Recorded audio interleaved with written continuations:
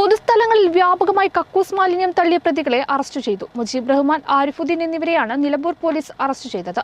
മാലിന്യം കൊണ്ടുവരാൻ ഉപയോഗിച്ച ലോറിയും ഇവർ സഞ്ചരിച്ച കാറും കസ്റ്റഡിയിലെടുത്തു.